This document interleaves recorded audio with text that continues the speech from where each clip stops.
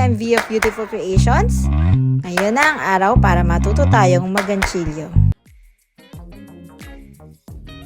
Pakita ko yung difference ng yarn under at yarn over.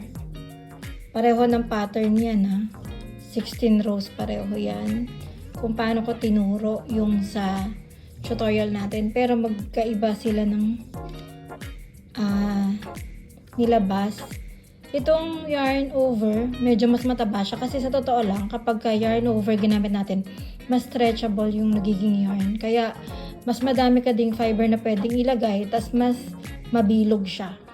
Pero itong yarn under, medyo mas slim.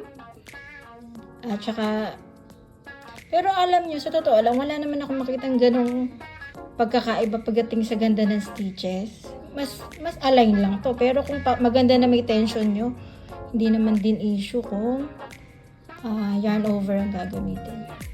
So, kung medyo nasasawil kayo sa yarn under or hindi kayo ganun sanay, pwedeng yarn over, tas ganito ang kalalabasan ang magagawa ninyo. Yarn under, yarn over. Kung sa tingin mo ay natuto ka ngayong araw na ito mula sa ating video tutorial, please like, follow, and share.